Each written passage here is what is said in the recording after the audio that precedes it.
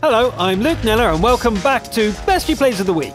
In this episode we have an indestructible Oh-Ho, a scout with a sturdy helmet, and a nature documentary from the North American Arctic region. Let's rock!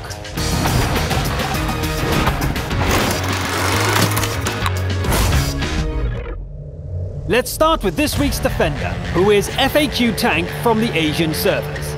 The vehicle is an M41 Walker Bulldog, and the Tier 8 battle was fought on Swamp. FAQ sprints to a forward position and opens fire on a VK-3001P. It's a strong start, even though the kill goes to somebody else. FAQ doesn't want to do any scouting, rather focuses on dealing damage instead. This attack on a Ferdinand is very effective, but the TD's allies come close to ending the defender's run right here. The Bulldog can't take any more punishment. FAQ has to be very cautious from now on. Some of the enemies are at death's door too, so it's up to our defender to push them through first. Here's another one. Goodbye, Carnarvon, thanks for playing. And this one as well. The 4 shells should be just about enough.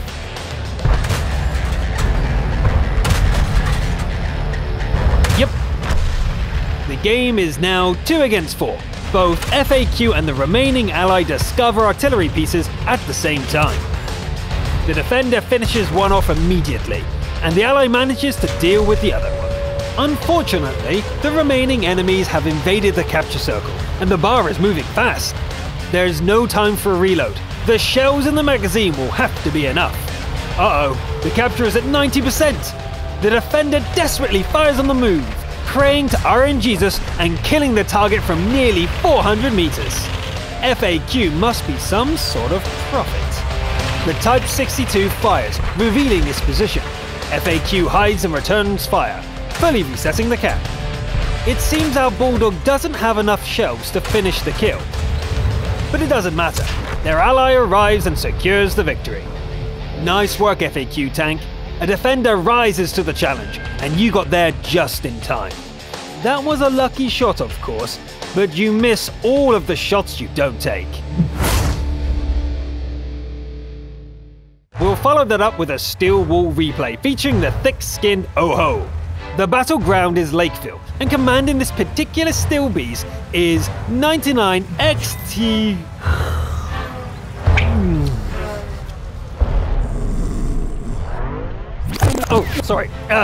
from the European region.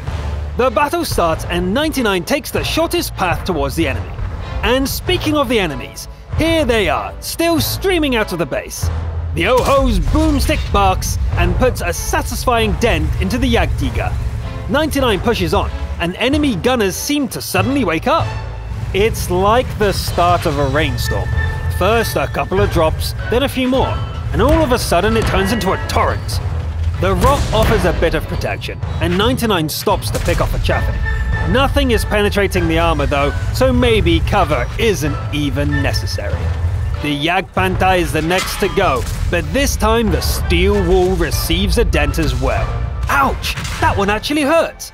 99 still trusts the armor, so endures the hits, rather than repairing the track and backing away. When the track is back up, the Oh-Ho rocks back and forth, but stays in the area to draw enemy fire. Ouch! One more hit like that and it's all over! The steel wall backs away, and the drumbeat of fire slows to a steady hammering. The Scorpion gear is focusing on somebody else. Vision is soon lost, but 99 knows where it is. Boom! Take that! Allies finish off the TD, and the steel wall joins the mop-up operation. A lonely Black Prince is all that remains of the force trying to breach the Wall of Steel. 99 sends a couple of shells at His Royal Highness, but the kill yet again goes to somebody else. The game is over, and the steel wall stands unbroken. As with the mouse, it's rare to see this tank being quite so shell-proof. It looked like our Oh-Ho had 99 problems, but blocking damage ain't one. Look at them stats! Staying on the EU service for one more game, we have a scout from MMOR68. In a high-tier match on the Fiery Assailant, what a scout needs, above all else, is a sturdy helmet. The IS-7's turret should definitely qualify. Let's see how it holds up in a game where everyone seems to have brought a tier 10 machine. Mr. 68 heads directly south and immediately takes a grille from Zane shot to the side of the turret. That opening shot sets the tone for the whole game. The IS-7 keeps peeking out, spotting enemies and bouncing shells off its turret. Mr. 68 shoots plenty, dealing reasonable damage, but it seems the main objective is revealing enemy positions. Are you still not convinced that the IS-7 is a scout? Look how Mr. 68 disappears into that bush. The tank is practically invisible. Teammates sweep the eastern flank clean and surge forward. The scout goes forth as well, peeking over a new ridgeline. Here's some more typical scout gameplay, including a cautious duel over the ridge. Ouch! You know, if you stay still for too long, the RT will get you. This is not as easy as it looks, as you can see what happens when a rival IS-7 pokes its head out. Okay, it's time to finish this. Charge! Look at that. Everything that is lit up by the scout goes down in a hail of shells. A track and hit stops the advance for a moment, but it doesn't change the outcome. It's a victory. A true scout can take almost any tank and do well with it. And over 15,000 in assisted damage is clearly enough to prove that the IS-7 makes for a pretty fine scout when needed. Now let's hop over to the American servers for a crucial contribution from Xzim. That's quite a name you've got there, Commander. Let's go with Zem for short. Zem rides into battle with a Skoda T40, landing in the middle tier for a battle of the fjords. Matchmaker is kind, and there are only 3 top-tier opponents to worry about. The first encounter is with a VK Scout, which gets swiftly dealt with. Our Skoda fires through the trees, killing an OE experimental without getting spotted. Pushing forward, Zem lands a hit on a Stridsvagn and picks off a speeding Lux. A platoon mate dashes forward and meets a grisly end. Zem plays more cautiously, holding back and destroying a low-tier TD. The Skoda is the last tank standing in this part of the map, and the Reds are 4 points in the lead. It's time to get the heck out of here. Zem stops for a moment to ambush the OE. However, the rest of the team are getting crushed, and our hero is soon left alone. 1 against 5. Okay, let's do this. That's 1 down, 4 to go. That's not good.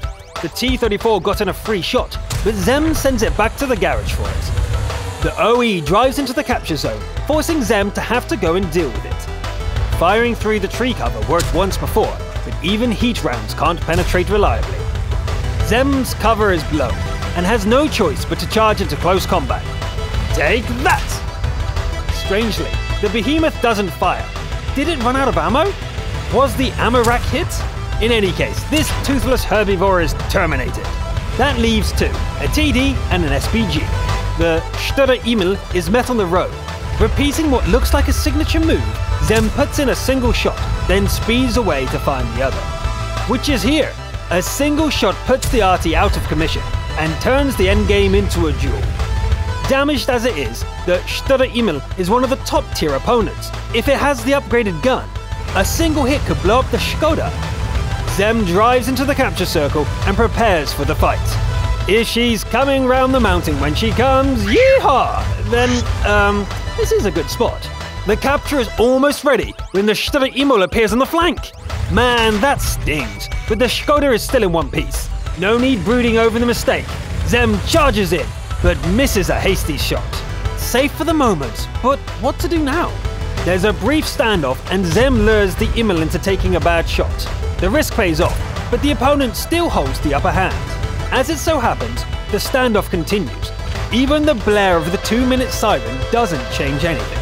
I think Zem is trying to hypnotize their opponent. Maybe it worked. When the Skoda finally does make its move, the Emil seems to get caught by surprise. Zem is free to drive out and end the game. GG. Phew, that was a good game all around, but dueling with a capping OE, and of course the final showdown, made it stand out. Well played, Zem. Our final replay takes the form of a nature documentary from the North American server's Arctic region. The lynx looks soft and cuddly, but it is a powerful hunter. perfectly adapted to the northern wilds. This litter of 3 siblings is ready to go hunting. In a tier 4 battle like this one, the little looks are apex predators. Monkeys takes point, looping fiercely through the snowy terrain. The Panzer 1C flashes his claws, but Furrow 0327 trips it, and the trio bring it down together. A small herd is spotted by the mother. The lynx cubs pounce, but in the excitement, Monkeys gives Red Dog's TV a bit of a scratch. The stricken sibling sulks for a while, and Monkeys leaps upon 2 outlying prey. After Red Ox joins in, they have all proven themselves with a kill. Monkeys seem to be the alpha, charging first from the pack. Fearlessly towards the next target, it tries to fight back, but the agile lynx hopelessly outmatches it. Red Ox takes down a keyhole, bringing the hunt up to 6. Feral, feeling overshadowed by the others, has something to prove, charging forward and pounces on a fierce Panzer 38. The D2 tries playing dead, or maybe just paralyzed by fear.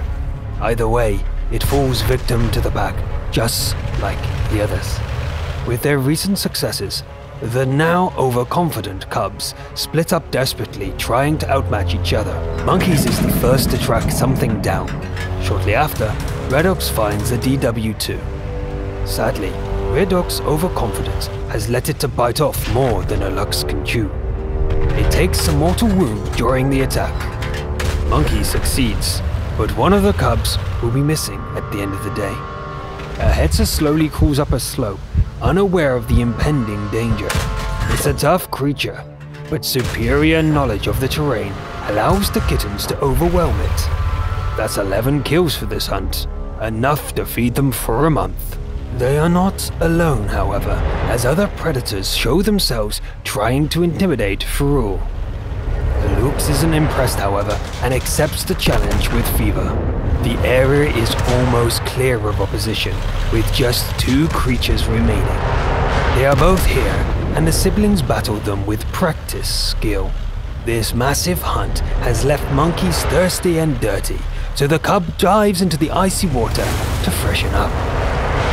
So 3 siblings were able to take and hold significant portions of the Arctic Circle here in North America.